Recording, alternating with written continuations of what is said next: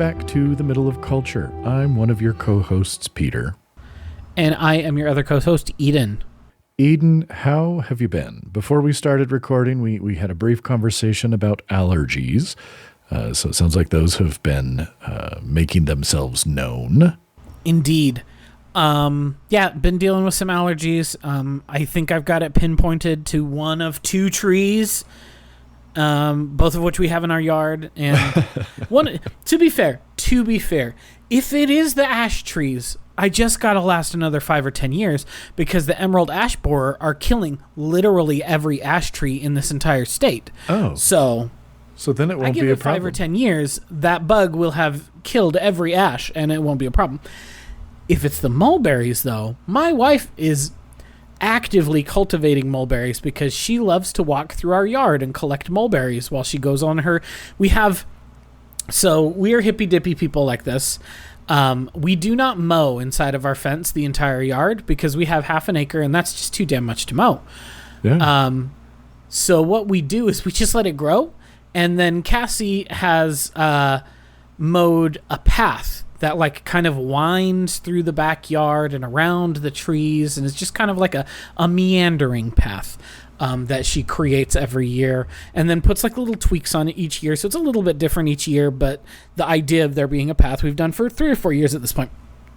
And she loves more than anything on like a nice morning, once the mulberries are fruiting, to go out and just walk along the path with a bowl and collect enough to put in her cereal, come in, rinse them, have a bowl of cereal. So she's actively cultivating the mulberries, so they're not going away. So if I'm allergic to the mulberries, I just gotta deal.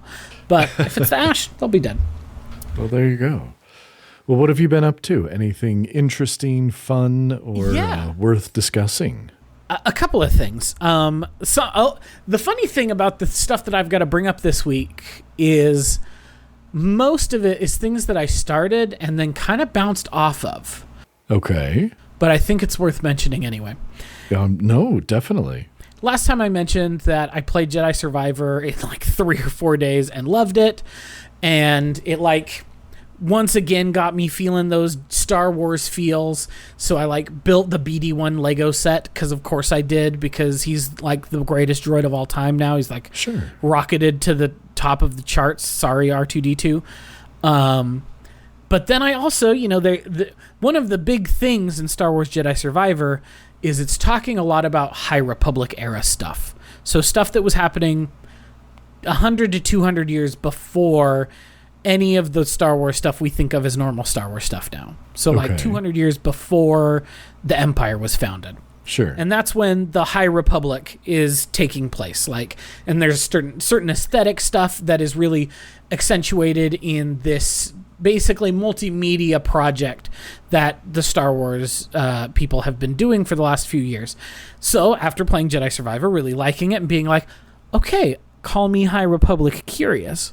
Mm-hmm. I picked up the first book in the High Republic series that kind of kicked off the whole thing. And now it's like there's adult books and teen books and kid books and comics and then a TV show that's coming out next year, as well as a video game that's due soon-ish.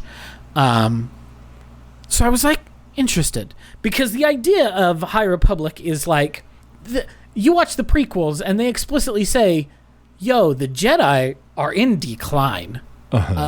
We do not have the influence we used to have. We do not have the Force abilities we used to have. Our connection to the Force is getting weaker, and we don't know why. Granted, it's because Sheev was there, but like, what are you going to do? You got Sheeved, guys. This is 200 years previous. There's no Sheev to screw things up. So this is the Jedi at the height of their power, which again, interesting concept. So I started reading the first book, and it's like going to be a set of like 3 trilogies essentially, but they're all written by different people, which is maybe for the best given this first book. It's called Light of the Jedi. It's by Charles Soule, who is an author who I have not been really that impressed with. He got his start in comic books, and I've read a fair amount of his comics, some of which are really mid. The only comics of his that I really liked, and the only ones that I own of his, is his She-Hulk run, which, I own half for just being a She-Hulk comic, and I own every single floppy of She-Hulk that's ever been put out. But it's also a pretty okay She-Hulk run because he is a lawyer by trade. Like, that's what he used to do before he got Disney money to write Star Wars novels. Gotcha. So he was pretty good at bringing the legal aspect and the courtroom shenanigans in a believable way into a She-Hulk book. And it helps that, like, they paired him with two incredible artists, Javier Pulido and Ronald Wemberly, for a couple of those issues. And Ronald Wemberly is one of those, like, all-time greats. You see his art and you're just like, yo, the kineticism that he is able to embody. So I'd read a few of his things and I was like, okay, weird choice for your Star Wars book. But, like, the premise of the book is so promising to me because there's been some sort of accident out on the, like, mid or outer rim. A ship has broken up inside of hyperspace, and now the debris from that ship is exiting hyperspace at light speed and just rocketing into the planets in the system. Okay. So, like, and so they call in the Jedi to try to help and basically be like first responders. Yeah. The Jedi are there basically to be like, how many people can we save? What can we do to, like, try to stem the tide of trauma that's going to be happening here? How can we make sure that as many people as possible are helped and saved and all that sort of stuff? So, like, Jedi as first responders is, like, the coolest sounding shit in the world. Mm-hmm. However, the book is unreadable.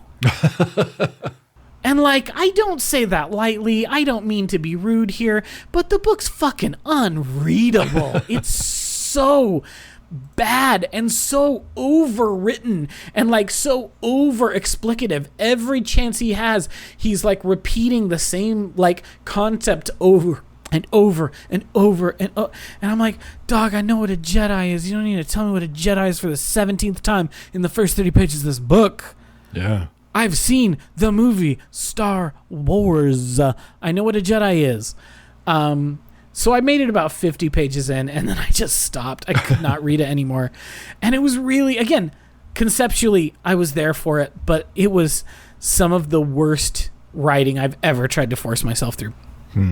Famously bad, apparently. I only found out afterwards when I was talking into Discord with some friends about it, and they were like, oh, yeah, no, famously dog shit book.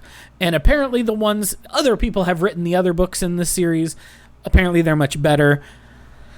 Maybe I'll just skip. I'm not really, I think you're the same way. I'm not really a skip to book 2 kind of person. Oh, it's tough. It's tough to skip. Yeah, no, for sure. But I'm tempted to skip to book 2. But we'll see.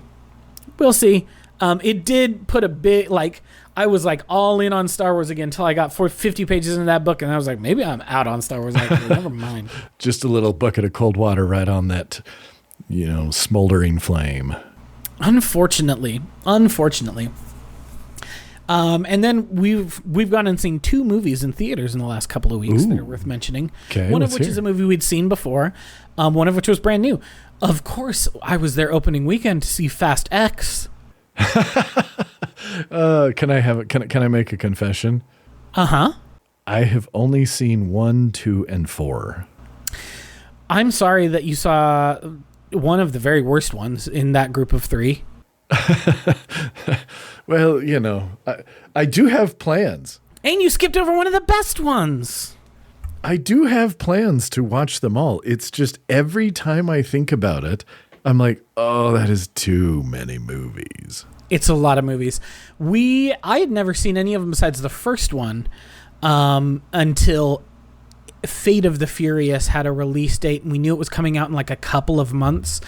And so a friend of ours was like, I've always wanted to watch these movies. Do y'all want to make a weekly appointment that I come over on Sunday afternoons and we watch another one of these movies, and then we can all go see Fate of the Furious together? So that's what we did, is that every Sunday afternoon, Dominique would come over and we would watch the next Fast and the Furious movie. And frankly, I fell in love with them doing that. They're really big and dumb and stupid. And like, I love them all the more for it. This is not your thinking man's action movie. This is turn off your brain and watch the cars disobey the laws of physics. No, this is embrace it. Yeah, totally. And to be fair, not always. I mean, you saw that first one. That first one was Point Break, but what if car instead of surf? Correct. So it is funny to see where they go from lifting DVD players from a semi to space eventually. But I think they're really fun. We went and saw it. It's not the best one, but I had a good time, and I'm really excited for the next one in the series. I think they just recently announced this was supposed to be the penultimate movie. There was supposed to be basically a duology of 10 and 11 to wrap up the series. Right. And no, it's a trilogy, baby. 10, 11, 12. They just announced we're doing 2 more of these bad boys. So I'm a little, I love them. I enjoyed Fast X. I was ready for 11 to be the last one, but I'll also take 2 more. Okay. Very nice. And speaking of vehicular mayhem, we had a friend who just celebrated her birthday. And so as a birthday present, her husband rented out a movie theater at one of the local cinemas. And we watched her all-time favorite movie, which is Mad Max Fury Road. Oh, very nice. And have you seen Fury Road? I have seen most of it. I have not been able to sit down and watch it start to finish. And that is one of those things that I'm like, I need to remedy that. That's fair. The thing about it is, if you have a chance to see it on a big screen, you got to see it there. Okay. It is one of those movies that we went and saw it twice in the theaters when it was originally in its original run. We went and saw it, and Cassie was like, I want to see this movie again as soon as possible. So we went and saw it like 2 days later with another set of friends. And I've watched it since. The Blu-ray has a second disc that is the black and chrome version, which is basically the movie in black and white, because initially the film was conceived to be entirely in black and white until the studio got cold feet and said, no, you have to do this in color. And he was like, what if I did both? And so the movie, as vibrant as it is, also makes for an extremely compelling black and white experience, because that was how Miller originally envisioned it. Sure. So I have seen black and chrome, which is incredible. But again, I saw it on my TV at home, which is not that great, and I don't really have good speakers. So it was really exciting to see it on the big screen again. Still slaps. Still one of the easily in my top 10 best action movies ever, maybe top 5. It just rules. It's so good. Very nice. But because we'd watched that, I was like, they put out a Mad Max video game a few years ago. Yes. How bad could that be? And the answer is, until a certain point where I have given up on the game, it was pretty okay. Okay, so yet another thing we bounced off. Well, it's not even... I didn't bounce off. I'd love to keep playing it. I'm just not good enough at the car driving part. Yeah. I think I remember when it was coming out, hearing that part was not awesome. And it's disappointing, because I really was interested in getting into it, because if I'm remembering correctly, isn't it made by Avalanche? I think it's made by the folks who made the Just Cause people. And I loved the heck out of Just Cause 3 and 4, despite their multitude of flaws. Those were both a blast to play, and just, destroying crap left and right. But it sounded, I remember reading the reviews and, I don't know, thinking that this sounds like a game that is going to frustrate me at some point, and then I will want to stop. So, and that is exactly what happened to me, unfortunately. I was doing really good. I was having a really good time with it. It is what you would guess a mid-2010s open world 3D action game would be, in that, what if Far Cry, but in Mad Max world and in third person. But you go around in different map areas, and you have to go up in a balloon to scout out the area, and then, go around and destroy scarecrows to make the threat level go down, and attack the different outposts. And all this was going fine.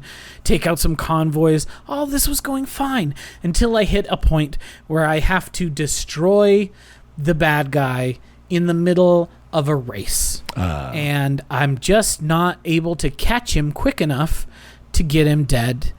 And it's because I'm not very good, or the driving part isn't very good. I'm not sure whether it is objectively a flaw of the driving in the game, or whether I'm just not very good at driving in games, because that's also entirely possible. No, I think we blame the game. But at any rate, I have unwillingly stopped playing Mad Max because I would like to finish the game and see where the story goes, but I cannot seem to beat this boss fight. So I guess that means I'm done. I even went as far as to install a cheat engine and see if I could use cheats, but the because they had a cheat on that cheat engine that was freeze enemies. So I was like, well, guess what I could do? Start up that race, hit the F7 button to freeze enemies, and then just like pew pew and move on with the game. Oh, it doesn't freeze enemy cars though. It only freezes enemies on the ground. Oh man. So I guess I'm done with that game. Well, at least you gave it a try. Lastly, another game that I gave the college try and bounced off of due to not being a very good game is Redfall. Which is a new release from, again, a studio that I really love. I mean, it's freaking Arcane. Arcane has made some of the best games of the last 15 years. I love their immersive sims. I loved all 3 Dishonored games. I thought Prey was way better than it had any right to be, being a remake / stole the name from a very bad mid-aughts shooter. I was really thinking that Redfall might be... I never got around to Deathloop. I heard the conceit of the game, and I heard the twist in the middle of the game, and I was like, I don't need to play this game.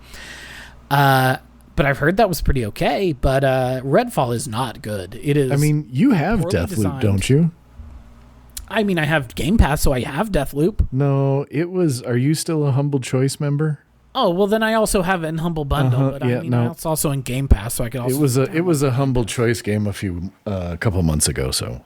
Then I undoubtedly have it. I probably just haven't redeemed it yet, because I go in and, unless there's...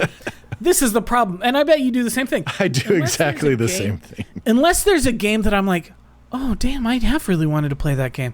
I guess I'll go in, redeem that game, and the last 6 months worth of Humble Choices. Yeah. Which I'll probably be doing because I've heard that Chaos Gate Demon Hunters is like What If XCOM, but in Warhammer. And I really like the XCOM games, so I'll probably pony up and redeem that and the last 4 months worth of Humble Choice games. So I will have Deathloop then. Yeah, but yeah, Redfall just is not doing it. The way that combat works is really messy. The UI is just atrocious. The powers are not nearly as... you can tell that this is a game that is designed to be played by a team of 4 players. I don't have 4 players. I got me. And it's just not that fun. And that's a shame because I really like Arcane. But what are you playing it on? My Xbox Series X. Okay. Because I'm like, I don't know. Maybe I could give it a try. If I decide to give it a try, I'll let you know and maybe we can try it together. Okay. I mean, it's still installed. Because the Series X is my Jedi box. That's literally the only thing I've used it for in the last 2 months, besides 2 hours of Redfall. Because the Xbox just does not have enough games. Yeah. And to be fair, the PS5 also doesn't have enough games. The only thing I use that for is Final Fantasy 14. So I've got $1,100 of pure computing power that goes to playing a PS3 game. Yeah. I don't know. It's a little sad because honestly, and this is in part because I'm a sucker. I have a pair of the Xbox Elite controllers, and that controller, it just feels so incredible. And so if there's something that's multi-platform, I want it on my Xbox because as nice as whatever the stupid ass name that Sony has given their current version, the DualSense. DualSense. I couldn't remember. I knew there was anyway, stupid names. I'm sorry. But it's a nice feeling controller. It feels better than it feels better than the previous one, than the PlayStation 4s, I think. I disagree. Well, either way, I hate the DualSense so much. Xbox Elite controller is elite. I mean, thing... let's be honest. The Xbox controller has won since the 360 era. Oh, 100%. The 360 controller is better than the PS3. The Xbox One controller is the same controller, so it's better than the PS4. And the Xbox Series X controller is the same controller, so it's better than the PS5. Yeah. So that controller just feels so much better in my hands that, again, if there's anything multi-platform, I'm going to get it on the Xbox instead of the PlayStation. So, I mean, I do the same thing. That's why I bought Survivor on the Xbox instead of the PlayStation because I own Fallen Order on the PS4, or I got it for the PS4. So I have it through Game Pass on my Xbox, but I don't own Fallen Order on my Xbox. And part of me is like, well, they should both be owned on the same platform. And then the other part of me was like, you fucking hate the DualSense. You're not going to want to play this on the DualSense when you could play it on the Xbox controller instead. So I was like, you're right, inner monologue voice. You are exactly correct. The day Final Fantasy XIV is Xbox compatible, which they have been saying is in the works for years, the PS5 collects dust for the rest of forever. So I have a question. Where do you think this neurosis comes in? Is this something we can attribute to our parents? Because I'm the exact same way. It's dad. Okay, that's what I was thinking too. And I was going to do the same, but I wanted to see what she said because it's dad. I'm very much the same. Like I mean, the boys were like, "Oh, can we get Jedi whatever Survivor?" And I was like, "Sure." And they're like, "We get it on the PlayStation." And I was like, "No. We have the first one on the Xbox. We're getting the second one on the Xbox." You got to keep them together, guys. You have to.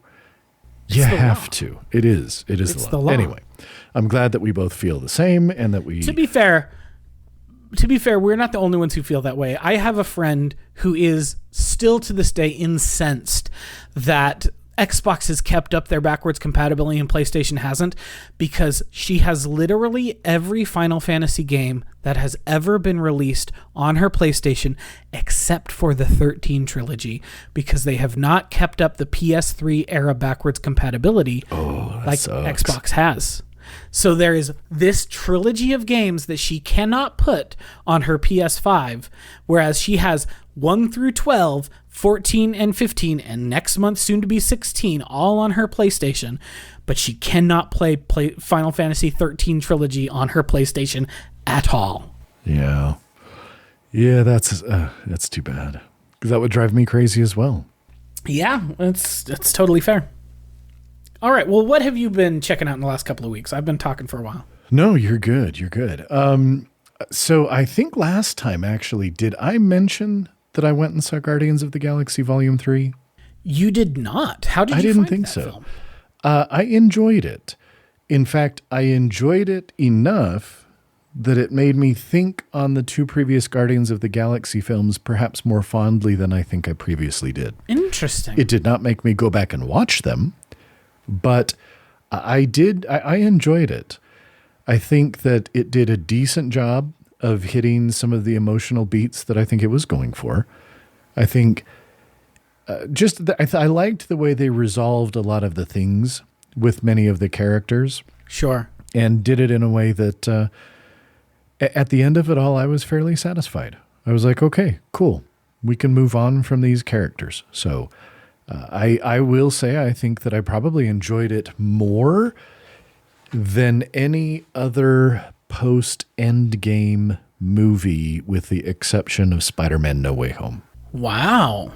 I think so. That's high. Well, the question is that middling praise, damning with faint praise, the rest of the series, or is that high praise? I don't know. You take it however you take it, listener. I would say it's middling praise. For me, I think it's middling praise because I liked Black Panther, but it didn't, I only watched it once. It wasn't something I went back to. I enjoyed Ant-Man. I liked Doctor Strange, but again, only watched it once. I really enjoyed Shang-Chi. I think Shang-Chi is really good. And that might be the outlier, and it may be just that it's been long enough since I saw Shang-Chi. Sure. But no, I enjoyed it. It was, again, not one of those things that I didn't leave it and I wasn't thinking about it and waiting to go see it again or anything. But I walked out of there and I thought, okay, I think you landed the plane. And for me, it landed the plane more surely than I was expecting after Volume 2. So, yeah, I was really disappointed in Volume 2. I had been pretty high on Volume 1. I hated Volume 2. I thought it was just wretched. And it really soured me towards the Guardians as characters, so that when they then showed up in Infinity War, I was like, fuck those guys. And it soured me on James Gunn as a director. So when I saw he was doing anything else, I was like, nah, I'm good. So I have not seen number 3 yet, and I will probably wait till it's on Disney Plus, because I didn't even go see Ant-Man either. And I just saw the other day when I was sidling up to the lunchtime table to watch Rebels, I saw that Ant-Man Quantumania was on there, and I was like, I'll get to that eventually. And that's fair. No, I think, again, I mostly went, the Marvel movies, whether we end up loving them or not, have kind of become a thing that Gareth, my youngest, and I, it's something that we share. Sure. And it's the same with the Marvel shows. We always watch the new episodes together and stuff. And so for me, it was hey, cool. My teenage son is, willing to hang out with me in public. Let's go see this movie together. I will say as an aside, I've always been very spoiled. I have not yet at any point had any of my children express any unwillingness to hang out with me in public. So somehow there you go. I have been very fortunate, and I am grateful for that. And so again, when those kind of opportunities present themselves, I'm going to take them. So we did see that. In terms of watching stuff, still just kind of working on Ted Lasso, which is wrapping up 2 more episodes. I have not seen this week's, and I thought that the last 2... How have you found that season? Because I have heard from my friends who are big Lasso heads, they have been pretty lukewarm at best on this season, it seems like. There are enough things about Ted Lasso, and there are some of the characters that I enjoy enough that I'm of the opinion that any Ted Lasso is better than no Ted Lasso. Sure. I do think that there have been aspects of this season that have been weaker by far than the 2 previous seasons. However, the last couple of episodes have really seemed to, at least for me, right the course with a few of the characters. And there have been some moments with some of the other characters who really have endeared them to me that I still find it very enjoyable to watch. And so is it as good as previous seasons? No, I don't think so. I think it's been more uneven, but it has had enough really solid highs that I'm still on board. I'm still quite enjoying it. So, well, good. I'm glad to hear it. I always have to bring up music because I do like to listen to music, and there's been a few things in the last couple of weeks that I have been enjoying. There is a new album, Ventesorg, from the band Death of Giants. It's their debut album, and it's really good, kind of doom death for people who are into that, and I love it. Very much in the style of some older My Dying Bride and other stuff like that. It's a very kind of sad album. The guy behind the band, his wife passed away from brain cancer at the age of about 31, and this was sort of one of his ways of coping with that grief. So that's what you're going into. And the other big thing that I think I'd throw out there, which kind of surprised me how much I liked it once I finally said, okay, I just need to give these guys a listen. And that would be the new album Terrasite by the band Cattle Decapitation. And you know what? Terrasite is a fucking monster of a death metal album, and it's fantastic. Nice. And I'm kind of on the Cattle Decapitation train now. So, there we go. Nice. And That's then pretty cool. Finally, the other thing I'll mention is, I will say I did finish book 10 of The Wheel of Time, predominantly in a 7-hour round trip car ride that I had last Saturday. That's right. But I will say that my son's 4x200 team took 3rd at state, so that was pretty awesome. It was nice. Very exciting. Congrats to them. Yeah, no, they ran hard. They looked awesome. They pulled off a pretty big win compared to some of the other teams they were going up against. So, and set a new school record with their time at state. So that was pretty cool too. And I'm going to say that book 10 of The Wheel of Time is 819 of the most absolutely boring pages I have ever read in my life. Yikes. I thought that 9 was bad. 9 was the one that was boring enough that when I read it the first time, I was like, screw this. I'm out. I will come back to these when they're all done because I am not suffering through these again, trying to remember who's who and what's what. And then I got to book 10 and I thought, holy shit, it got worse. So I am at the start of book 11. I just need to get through that one. And then I do hear people say that the last 3 are better. Those are the ones that Brandon Sanderson wrote.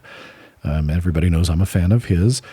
Though, obviously he still has his faults and he's not perfect, but he writes in a way that engages me enough that I'm looking forward to those. Well, that's exciting. The final thing I will mention is I have been playing a little game. What's that? And it's this little game that I don't think very many people will have heard of. So it's called, what is it? Legend of Zelda Breath of the Wild? I don't know if you've heard of that. Oh, no. You've become Zelda pilled. I don't know if I'd go that far. It was just, Tears of the Kingdom came out. And I'm watching Gareth play it. And I was like, I need to just give this a fair shake. Like a year plus ago, I was walking through Fred Meyer. And they had some Switch OLEDs in stock. And I was like, I'll get myself a Switch OLED and I'll put it up in my office. And so I had a Switch OLED that has literally sat on the desk in its dock in my office for over a year, has never been played once. So he's downstairs on the big TV playing Tears of the Kingdom. And I'm like, well, maybe I can play a little Zelda. Now, few things I found out. Number one, if you are a human being. I am. With normal human being sized hands. Unfortunately, I am. Fuck the Nintendo Switch Joy-Cons. I mean, no, this is a no respect for Joy-Cons center here. Like, no, this zone has no respect for the Joy-Con. They're absolute dog shit. And oh yeah, they're terrible for so many reasons. And one of them just being the fact that they're so small that, look, I do not have really big hands. I have normal size hands for a person my size. And actually, like, my fingers aren't super long. They could be longer and it would still be normal. So it's not like I'm walking around with these great big, huge meaty paws. But I try and hold that Switch and play it in my hands and it hurts. It is uncomfortable.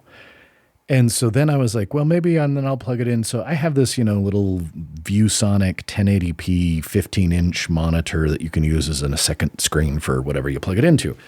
And so sure.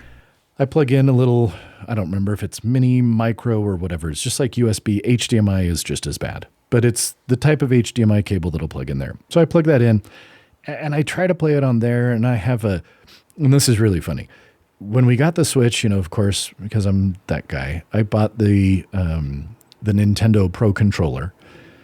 And because when it's in the dock, if you're playing on the screen, if it's just one person, you want that big controller. So, because it just feels better in your hands. So I had bought that. Sure. When I bought mine, I was like, I'm not doing that. I'm not spending $70, $70 freaking dollars for that Nintendo Switch Pro controller. It's expensive. It's awful. Expensive. So I ended up finding some Chinese version that was like $30 maybe. Turns out, according to my boys who are the experts at the Switch and who have been playing it since we got it, they're like, oh no, they're like, yours is way, way better than the Nintendo official one. But anyway, so word? Yeah, and I mean, it's nice. It's got little RGBs around the thumbsticks that just sit there and swirl, and it looks all goofy and stuff, but it feels really good in the hands, plays great. And it was $30 instead of $70. So I was a fan. Hell yeah. So I got the Switch in the dock, and I'm plugging it over into the to the ViewSonic monitor.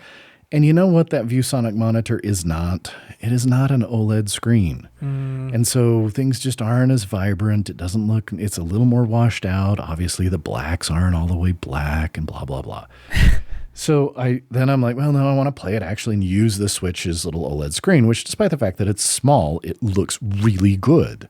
Sure. But I can't, it's so painful. So I'm sitting there with it on my desk, then holding this other Pro Controller knockoff in my hands playing it because it's just impossible to play with the stupid, Joy-Cons on the side of this thing.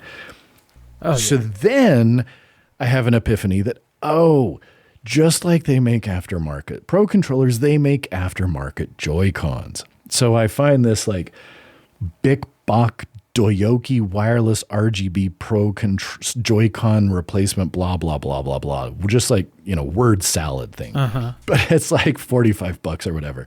And so those are en route.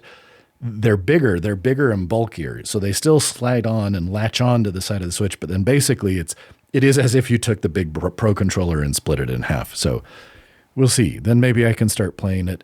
Because one thing I have noticed is there are many times where, because I'm an old stupid man, I'm having to call my son and I'm like, Gareth, what the hell am I supposed to do here? And then he'll come and he'll point things out. So I'm like, maybe this way, then I can just go downstairs while he's playing on the TV with, Tears of the Kingdom and I'll play a little Breath of the Wild. Pause for a second. Look at what our old man is. Exactly. But I will say I am enjoying it. I'm definitely not in the greatest game ever camp, which, is just one of those things that I hear thrown out all the time about Breath of the Wild and now again about Tears of the Kingdom. And part of the reason I don't think it's ever going to get into that realm for me is because I am in these types of games. It is like story and character. Those are the big things that pull me in. And we've talked about this dozens of times before.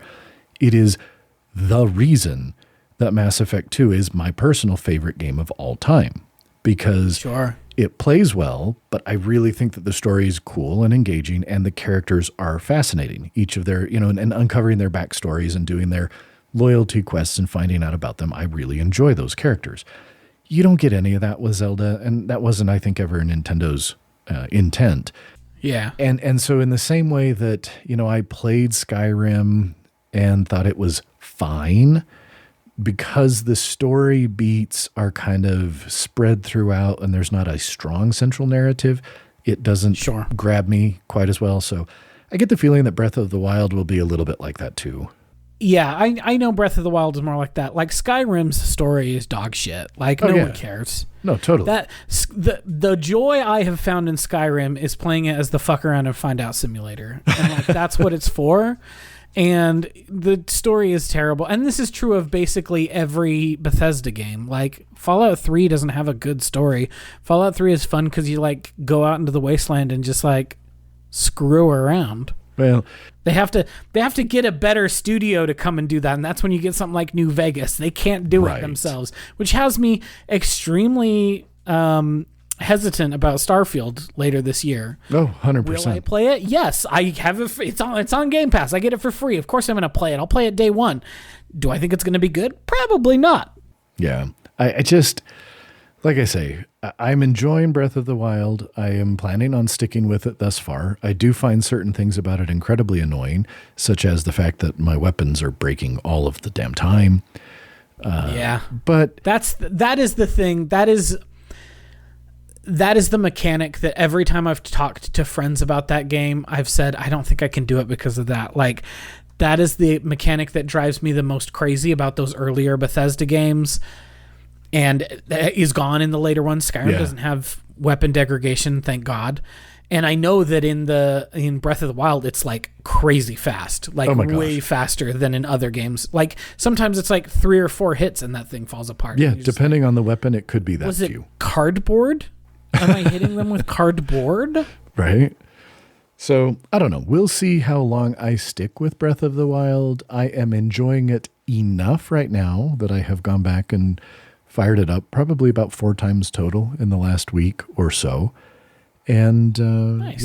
We'll see. We'll see. Again, it's definitely, I haven't gotten into it to the point where I'm like, oh my gosh, this is amazing. But I'm like, I'm having enough fun that I'm going to stick with it. So nice. That sounds fun. Well, that's a lot of stuff about what we have been getting into lately, and it will be interesting to see what our discussion goes from here. So, listener, we know that Eden very graciously gave me a few weeks reprieve, and we watched that Gamera trilogy that we have discussed.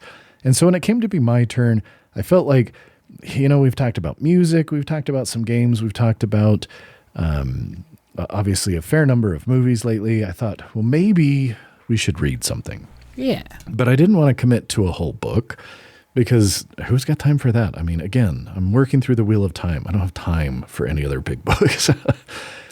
And also I wanted us to be something that we could digest easily in a couple of weeks. So I listen to a number of podcasts from a network called The Incomparable, and a number of the hosts of The Incomparable are judges for things like the Hugo Awards and the Nebulas. And so often I'll hear them talking about either novellas, short stories, short fiction, this, that, and the other. And one of the things that comes up fairly often is this magazine called Uncanny Magazine. And so I kind of looked into Uncanny Magazine, and it certainly has had enough accolades in terms of it is not uncommon that short works of fiction that are in Uncanny Magazine will be on the nomination list for both the Hugos and the Nebulas. So I ended up kind of subscribing, supporting them via Patreon and stuff. But to be quite honest, because I've been working on this monumental task of trying to read The Wheel of Time, I haven't read much of it. Sure. And so in part for me, subscribing to Uncanny Magazine has been aspirational. Well, I decided if I've been doing this aspirationally, I got to come up with some content for the podcast. So let's look good at it. So Eden and I took a peek at the most recent issue 52 of Uncanny Magazine. And we didn't necessarily say, oh, we're going to read these stories and talk about it, or we're going to read the whole thing or whatever. We just kind of said, well, let's read what we want and then let's talk about them. So that's what we did. So Eden, what were some of your thoughts out of the gate? Whether specific or just sort of in general, what did you think as we started reading some of these short stories? And again, there's other things. There's a number of fiction short stories. There's some nonfiction articles, and there's actually some poetry, and then a couple interviews. So what did you think? Yeah. I didn't read everything. I was busy doing other things, being busy, working, all that sort of stuff. But I did get a fair amount of it read, and what I read, I really enjoyed. I really enjoy a good short story. I like that it can be in and out in 10 to 15 minutes, that it can be punchy. I feel like authors can do weirder stuff because they don't have to, extend that conceit for 200 pages if it only needs to be 15 or 20. Absolutely. And so I really enjoy short stories as a medium. When I was doing my PhD work, one of the things we had to do in my PhD work is I had to pick two geographical and time period focuses, and one of them had to be from Latin America. So of course I did colonial era Latin America because that's what I knew I wanted to do my dissertation on. And then for my Spain half of it, because my PhD is in Spanish, so half of it had to be about Spain stuff, I chose 20th and 21st century. And one of the areas that I focused on specifically was microfiction, what are called in Spanish microcuentos, which are short stories, but hyper short, like a page or a paragraph. And so I have always really had an affinity for shorter fiction. I think since I did study all of those microcuentos and really got familiar with the idea of microfiction. Sure. And I have been a big fan of, and I think I've even said it on this podcast. Your book doesn't need to be 1,000 pages. Right. It can be 85 pages, and I'll still pay you full price for it. It's fine. Yeah. I don't feel ripped off when the book is skinny. I know some people do, but those are the same people who want every movie to be 3 hours, and they're also wrong. I love a 78-minute movie, and I love an 85-page book. Yeah. I'm 100% with you. And again, that was kind of one of those things that the more I'd heard about Uncanny Magazine, I thought, because I used to, when I was a kid, and this is kind of how I got into this, I used to love, well, I don't know if I'd say love. I used to go yard sale, garage sale storming with our Grandma Jones, Dad's mom.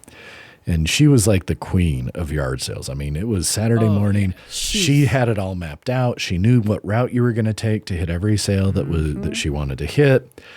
And I didn't ever get very much at those, but I would almost always try and find a book or two if there was a good one. And one of the things I found that I was drawn to were anthologies. So collections of short stories. Yeah. Because I wasn't committing, if I paid 25 cents for this anthology of short stories, I didn't have to read the whole thing. I could just flip through and find things that I thought were interesting. And so I think because of that, in a similar fashion, I enjoy I like short stories. I like something that I can, like you said, give me 10 to 20 minutes, depending on the length. Let me sit down, let me digest this thing in a single sitting, and then move on or think about it more or whatever. But it's not this huge commitment that pulls you in and feels like look, I'm not going to lie. The Wheel of Time feels like shackles around my wrists and my ankles at this point. Shackles that I am bound and determined to remove by completing it. But it feels like that. And, I love that something like that this comes along, or novellas or short stories, things like that, where, like you said, it's, 100 pages or less, or maybe a little bit more. But it's something that I know in, again, a session or two of sitting down and reading, I'm going to be able to get through it, and I'm going to finish, and I'm going to be satisfied. And so that was, again, for me, one of the things that drew me to this, to go, okay, look, every 2 months I'll get, depending on how it was. I'm looking at the PDF right now, and the PDF is 223 pages. In my e-reader, it was like 100 and something. And again, it depended on which font size I used. Sure. So, not a lot. And it was easy to kind of sit down and do some reading. And I found a lot of things that I enjoyed as well. So were there any... Within that 220 pages, it was like 8 short stories, 4 essays, and some poems and a couple interviews. So it's not like... Exactly. This... I read it on my phone using the Kindle app, so it was not page numbers, but at the bottom it would tell you how long each chapter you'd have left in each chapter, which I think is kind of a nice thing. You'd start and be like, this will be about a 10-minute read. And she's like, okay, I got 10 minutes. Let's read. Mm-hmm. So interesting. And here's where I'm going to expose, again, another aspect of my psychosis. I read this on a Kobo Sage e-reader. Oh, fancy. It is, it's new to my collection. So I have a Kindle Oasis, and I think it was the first gen Kindle Oasis. And I like that great for reading Kindle books. Because I'm, again, a sucker, I have the Kindle Scribe, which was the new one they released this year. That's the great big, like 10-inch screen, and it has a stylus, and it has all this stuff. And Kindle stuff, I'm just going to say it. Kindles are great if you're reading Amazon stuff. If it's not Amazon, they're shit. They're just bad at it. I wasn't reading it on a Kindle. I was reading it on my phone. No, I know. I do not have 7 e-readers. I have an original Kindle from 2010 somewhere in this house that I don't even know if it would turn on if I plugged it in. So I was using my phone. No, and like I say, I get that. What I liked about the Kobo, and of course I went with the Kobo Sage, which actually is it's like an 8-inch screen, so it's a little bit bigger than the Oasis, but it's a lot smaller than the Kindle Scribe. And it actually, you can get a stylus with it, and you can take notes, and kind of e-ink notes are kind of interesting. They're kind of fun to do. I still don't, when you get right down to it, honestly, the best digital note-taking thing for me is still probably my iPad mini, because then those notes sync to everything. But I got the Kindle Scribe, and I loved the fact that I plug it in to my computer, and it just shows up like a drive. Plug it into my Mac Mini. That's really nice. It shows up like a drive. I open it up. I downloaded a boatload of EPUBs, and I just dragged them onto there, dropped it. And then when I opened up the Kobo, it just saw that they were all there, and it let me do whatever I wanted with them. And it actually read them really nice. One of the nice things that it did with Uncanny is it's smart enough that even after adjusting the font or whatever, it would tell me at the bottom, it could, if I want, and I can make this go away, but it will have how far along am I? What's my progress in terms of pages through the whole thing? And it will, again, adjust that depending on what font size and spacing and everything you do. But then at the top, it'll actually tell me how many pages out of X for this, quote, chapter. So in this case, each short story, I could see, I was on page 7 of 13, or this one was, 21 pages, or this one was like 7 pages or whatever. So it was kind of nice. I'm going to throw this out there. I think that, competition is a good thing. I think Amazon has had a little bit of a stranglehold on the e-reader and ebook sort of market. And so it was kind of fun to to read on something different. And again, I really do enjoy, because I think I'm an old man. I know I'm an old man. I think it's because I'm an old man that I really do enjoy e-paper if I'm sitting down to read text far, far more than an LCD screen or even an OLED screen on a phone or whatever. Oh, no. Here's the thing. I joked about how I don't have another Kindle because I wouldn't use it because I don't like to read e-texts. I had to, the day that you sent this to me, I was like, let me just go on the Uncanny website. Do they do print copies? Because I'll get this shit in a magazine if they'll send it to me in a magazine. Listener, unfortunately, they do not. It is all electronic, so I was forced to use my phone. Yes. But in a perfect world, in a 1980s or 1990s sci-fi world, I would have been able to order this on paper and have a magazine. You are correct. Which would have been ideal to me because that's how I like to read, is with my hands on actual paper. Yeah. So it was not ideal. I had a good time because I enjoyed the content. I did not have a good experience with the reading process because it is miserable to read on a phone. It is. In my humble IMO. No. I am completely with you on that. And again, that would, I would just outline and sort of highlight that I feel that way by my glut of stupid e-paper devices. Because again, I have 3, and the only reason I have 3 is because when I got the Kobo, I gave away one to somebody that I work with. Anyway, let's talk about Paperwhite is only $140 right now. Maybe I should just get one of these. Oh, ad supported? No. Honestly, how much is it to get without ads? $20 extra? Pfft. So. Look, I'm going to be that guy and say maybe you should look at a Kobo. Maybe you should look at a Kobo. Maybe I will. I'm glad Kobo's still around. I'm not going to lie. I thought every other one besides the Kindle had died. So I am glad to see that Kobo is still around. Especially because I follow a lot of people who write and release things in ebook format, and it's kind of a pain because I would like to read them not on my phone or at my computer. I mean, so maybe I need to look into a Kobo. That was the big thing for me was the Kobo Clara second edition is $140. Yeah, but I don't know if that one has a light. So I don't need a light. Look at the Kobo Nia. It's got that one's only 110 and it's got a light. Jesus, I just need to buy one of these. And the other reason I throw this out there, and I'm gonna sound like that weird, I don't know, maybe I'm not. Here, I don't like. Do I use Amazon? Of course I do. Do I buy ebooks through Amazon? Of course I do. But do I try? Do you do it begrudgingly every time and feel terrible that you are giving one of the worst people on the planet 2 pennies every time you buy anything from his goddamn website? Yes. Yes, you are correct. So I prefer, when I can, to buy things not through Amazon. So like Story Bundle, you know what? I buy almost every bundle that Story Bundle throws up, and they're all non-DRM EPUBs. And on Humble Bundle, when they have bundles of books that are, again, just in non-DRM EPUBs or PDFs, I get those things all the time because I want to have stuff to read that I didn't buy from Amazon and that didn't give any money to that organization.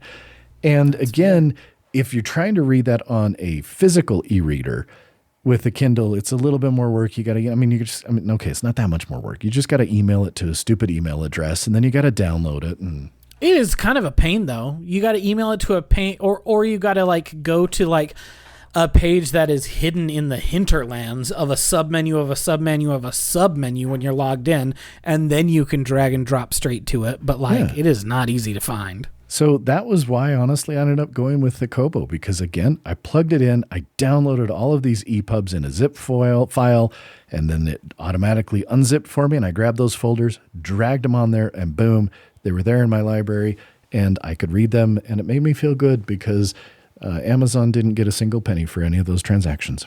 So, there you go. Just throwing that out there. Anyway, back to the subject at hand. 55 minutes in, let's talk about the point of our episode this week. Let's do that. I mean, look, I'm going to be totally honest with you. If nobody's figured this out yet, at least for me, the main point of this entire podcast was to give me an excuse to talk to you some more because, we just weren't doing it because life got in the way. No blame on anybody. Again, I'm bad at keeping up with people. But the greatest thing about this podcast for me has been you and I regularly getting to talk. So that's all that matters to me. I 100% agree. But let's talk about some of the stories. You mentioned that you read what I made it through. I made it through all of the fiction, including the one reprint. I did not make it to the nonfiction and the poetry. So is there anything in the nonfiction and poetry that you want to talk about, since you got through some of that at least, and I did not? Just that I thought it was really interesting. 3 of the 4 nonfiction ones deal with AI, which I think is really prescient. It is obviously a topic of conversation and also concern for a lot of creators, both in art and writing and all those sorts of things. And a lot of people were like kind of struggling with or grappling with the concept of AI and like how it could be used in art effectively without disenfranchising artists and writers and things like that. Yeah. And I thought that they were all interesting. But yeah, I also there is a zine that is in here, one of the nonfiction ones, called Community as a Superpower. And that was great. Because it was about collective action and about how collective action works, and had a bunch of great artwork mixed in with it. Talked a lot about ways to fight against segregation and discrimination. And I really love zines. Zines are a medium that I really have been attracted to for a long time. I love the punk rock ethos of what a zine is and how a zine works. And so I thought that Community as a Superpower really stood out to me of the nonfiction. If you get a second, I would say read that one. It won't take very long because it is, scans of a zine. It's not like actual text. It's scanned pictures. It's a quick read. No, I'm kind of going through looking at it right now going, okay, this is kind of cool. Yeah, I'm definitely going to come back and read this one. It's very cool. So yeah, that would be the one that I felt like was a real standout in the nonfiction section. And then the poetry was just it was a really good poetry. You very rarely, I feel like, see speculative or science fiction in a poetry setting. Sure. But all 4 of them were just really stellar. I thought that the very last one, Stone Kingdom, was really, really gorgeous.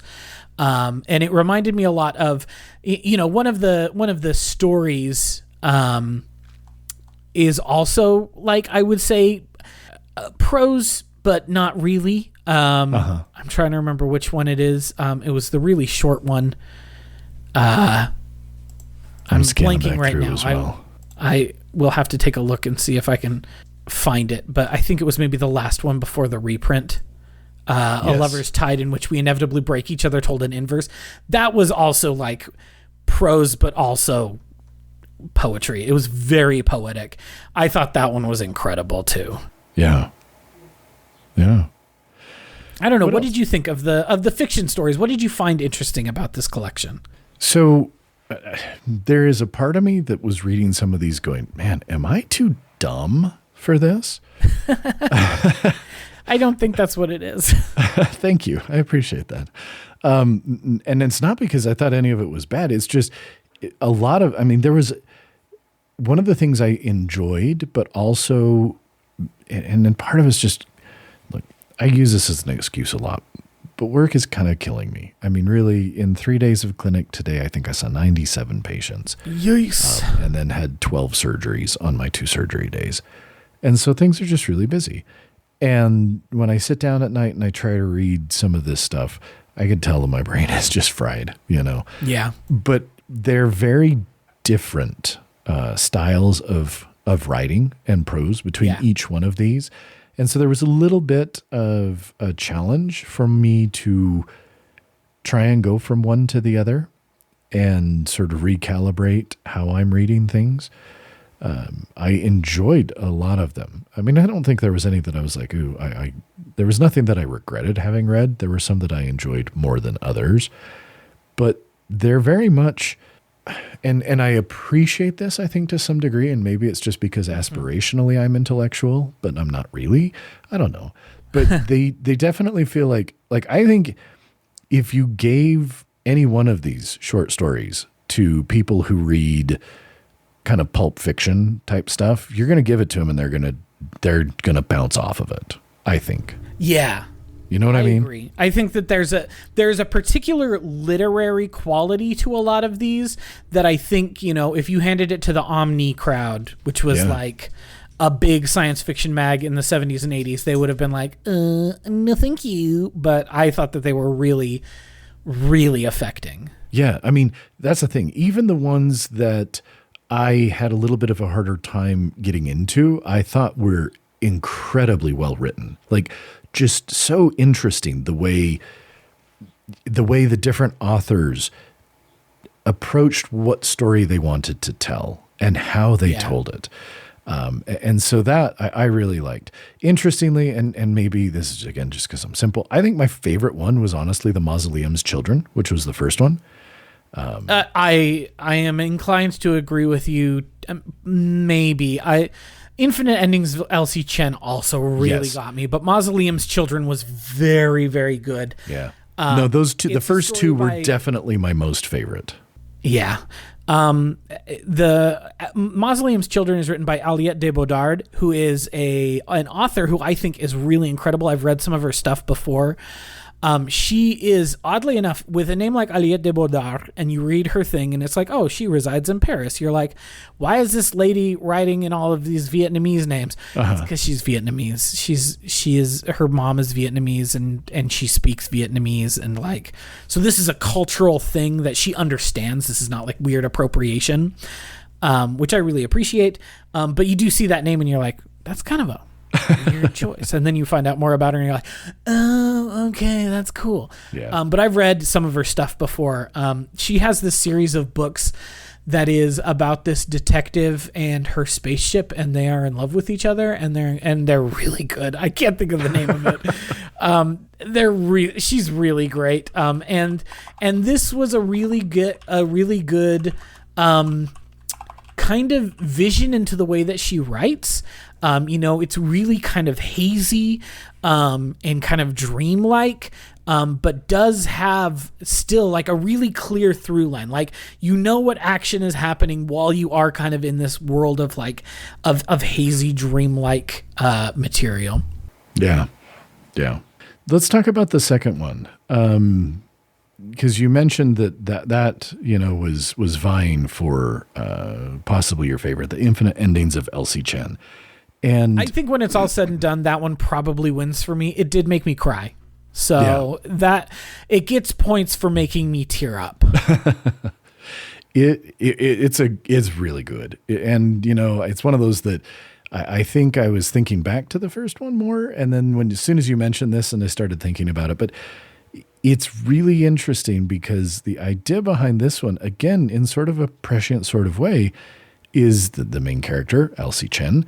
She comes up with and designs an AI that an algorithm basically she can feed it everything about a person, and then it tells her exactly what was the moment that led to their death, because all of her like high school classmates are dying except for her.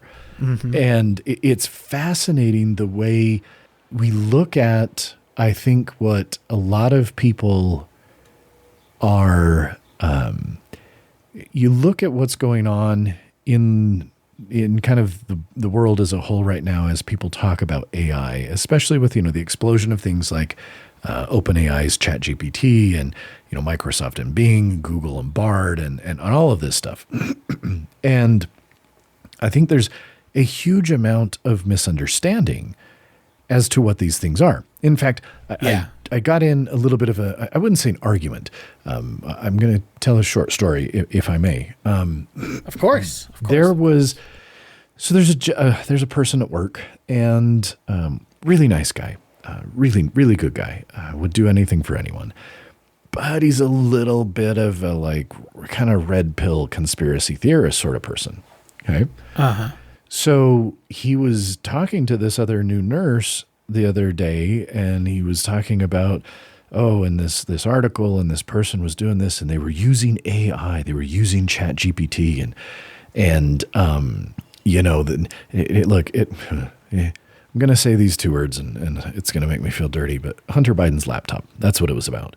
And so there you go. Anyway, long and short of it is he was like, so the guy gets in and ChatGPT tells him what's in this article. And then he goes and he clicks on the link 404. And then he goes back and he's like, oh, I can't find the link. And ChatGPT's like, oh, here's another link, 404. And he's going down this rabbit hole and he's like, so, all of these articles and everything that's been written, they've been wiped from the internet, blah, blah, blah. And I finally had to stop him and I had to say, stop. So that's not how this works. I said, all ChatGPT is it's a large language model. Mm-hmm. So it has been fed, depending on which version of ChatGPT you're using, it has been fed a significant corpus of the words on the internet, of which there are many. And everybody who has spent any time on the internet knows that if asked, a significant portion of the words that are on the internet are garbage. But ChatGPT doesn't know that, and it doesn't care. It just knows those words exist and that they've been put together in a certain way. And then its goal is to give you what it thinks you want to hear by putting those words together in a way that other people have done it, that it thinks will make you not even happy, but that it thinks will satisfy the parameters that it was fed. That's it. Yep. That's all it's doing. Yep. It's all it's doing, people. And so when you start reading all these things and they talk about, these were hallucinating, and this is the term that they use when they would get off the rails. But because you can get in a conversation with these large language models, they can start to get recursive. And if you're in the same chat session, it is keeping all of the previous things that you have said and your reaction to everything it has given you. It is keeping that and it is using that to inform its next answer. And so if you've asked it a lot of questions about a certain thing, then when you ask it another question in that same chat, it is going to use everything that you just asked it and say, this person wants an answer about this thing. And it wants it in this way because, anyway, long and short is they're not thinking, they're not coming up with anything. All they're doing is it's like autocorrect on steroids. And sometimes autocorrect gets it right and lots of times autocorrect gets it wrong. But I thought this was a really interesting story because, again, the main character, she's talking to these professors and they're like, that's not how this works. And she's like, no, this is totally what it is. I've figured it out. I've got this. And I could see in the main character almost this like slight psychosis where she's invented this thing and she so fully believes in everything that it is telling her that at the beginning, she believes she can't die because it hasn't come up with a reason for her to do so yet. And I thought it was fascinating. You look at that and you go, but that is like, it is such a compelling way to tell a story about something that is happening right now in our world to millions of people who are using these tools and don't understand what they actually mean. And so it was fascinating. Anyway, I talked a lot about it, but I thought it was really cool. Yeah, no. And like I say, it made me cry when it was talking about the girl who was in her class, Sabrina, and how she had gotten this message from her, had not answered the message, and then she was murdered, just like senselessly in the street. And then she finds out what it was, and she says, well, and tries to work backwards using this AI she's created from there, and sees this whole world that could have been had Sabrina not died. Yeah. That includes the two of them like meeting back up and falling in love and being together until their 70s is when she finally stops letting it feed her data, is when she realizes that, or when it tells her that they would have lived to their, old age together happily. And like, and like you say, just this tension of like, you can imagine all of these reasons why things might be different, whether that be AI telling you what would have happened, or whether it's believing in a higher power that made these choices for a reason, and that's why it has to be this way because that's what the higher power, the powers that be, made happen, or whether it's all just senseless, like things just happen, and trying to make sense of it sometimes can make us can break us in really sad and heartbreaking ways. No, absolutely. And that one really, it was really a tearjerker for me. Yeah. Well, is there anything else in particular that you wanted to mention before we wrap up? Yeah. Please? One thing I just want to mention that this is the only issue of this magazine that I've ever looked at. I'm very curious to look at more. I'm going to see if I'm going to read more of this and maybe, go subscribe myself and see if I can't read further and past issues, because I was really impressed by it. Mm-hmm. But one thing that's worth mentioning about this issue, at the very least, there's one thing written by a dude in this entire book, or in this entire collection, and that is that zine. And everything else is either written by a woman or a non-binary person. Mm-hmm. And a lot of writers of color, a lot of marginalized writers, disabled writers. And I think that is really cool of the editors of this magazine. And again, I don't know, maybe we just stumbled onto the all no white dudes issue. But I would say that I think I really appreciate that about it, because there are so many voices, especially in genre fiction, that have been marginalized for so long. Yeah. And if we look for ways to look past that expectation of the genre, which is old white guys writing 800-page doorstoppers, like that's just what science fiction and fantasy are to the popular imaginary, but they don't have to be, because there are writers like this who are working in these media and working in these genres, and we just often don't hear about it because of the structural inequality of society.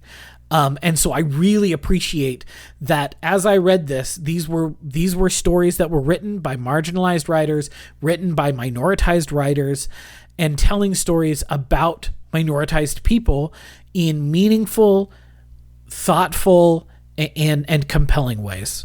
Yeah. No, and I've again not read a ton, but I have glanced through a lot of them and have looked, and I mean right now I'm kind of going through issue 50 and just looking at the authors, and there have been two dudes, but both of them have been minorities in addition to the other authors, and I think in everything I read, and as I get even just emails from the editors and the people who are in charge of this, that is not a mistake. I mean, that is very much one of their goals, I believe, is to give voice to voices that have had a harder time being heard. Like that is, I truly believe that is one of the goals of Uncanny Magazine, is, again, to give voice to those who are not as likely to be heard as on the whole, as we take of just sort of pop culture and in general. And I really appreciate it. And that, honestly, that is one of the other reasons why I support them on Patreon. And I mean, hell, I even did the Kickstarter, even though I'm already supporting it on Patreon for the next year, because I like what they do. And even if not every single thing I have read is my favorite thing ever, I love that I am getting, I mean, from a purely selfish standpoint, I love that I am being exposed to other, whether it's worldviews or even just like cultures and things like that living in southeastern Idaho, I have to look for that stuff. I mean, it's the whole reason that my children went to the Lutheran school, private school in town. One of the key reasons was because it was the only way there was going to be any sort of diversity in their classroom, whether it was, racial, whether it was ethnic, or, even again, just religious.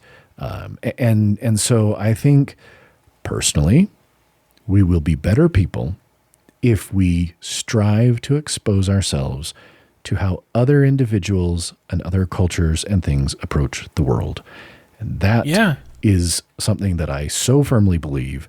And I try and encourage my kids, same thing all the time. We need to expose ourselves. We need to experience the world through the eyes, through the words, through the thoughts and the feelings of people who are, in whatever way it may be, a little different than us, because that's how we become empathetic, better people who love other people more. We are more capable of love and doing good in this world if we have more diversity in our lives. And I will argue to the death anyone who tried to tell me otherwise. Yeah, no, I 100% agree with you. And I really appreciate that. And I think that that is very cool, that that is clearly one of the aims of this magazine as a publication. And I love that this was issue 52 of a bi-monthly, every 2 months publication. So they've been around since 2014. That's when the first issue came out. And so clearly they're going the distance. And I think that that's really cool. And I genuinely think that I am going to go and probably add them to my Patreon. I have a fairly sizable Patreon thing that comes out every month, and every month I look at it and I'm going, oh, that's kind of big, but I still want to support all these people. Yep. But I think it's going to get $4 a month bigger now, because I feel like this is an org that's doing really cool stuff. Yeah. And I'm going to, like I said, I'm going to keep reading this issue, and I think I'm going to subscribe and maybe buy some back issues, especially if I get an e-reader. Well, there you go. Well, I'm going to go ahead and wrap it up now. I actually have a choir concert to get to fairly soon, so it's just been one of those weeks. Eden and I are recording not at our usual time, but I'm glad we were able to talk about this, and I'm glad that you enjoyed it. Again, it was kind of one of these things where I haven't had the time to spend with the issues of Uncanny that I have since I first started supporting them that I would like to, but this was something where I'm like, this gives me a good impetus. I mean, look, it's content for the pod. So, I mean, that's always makes it easier to get something, to do something sometimes. But again, because I really like what they're doing, I wanted to share this with you and hopefully anybody else who's listening. I mean, go and check it out. It is a worthwhile endeavor that I think enriches the world. And I'm going to leave it at that. Yeah. I think it was really good. I appreciate you bringing it to my attention. Absolutely. Well, thanks everybody for listening, and we'll be back in another couple weeks. Until then, please subscribe, share with others, leave us a star rating, preferably 5 if you feel so inclined, and we'd love some reviews with actual words as well. And if you have any feedback at themiddleofculture.com, and we'll be back in another 2 weeks. Thanks, everyone. Talk to you then.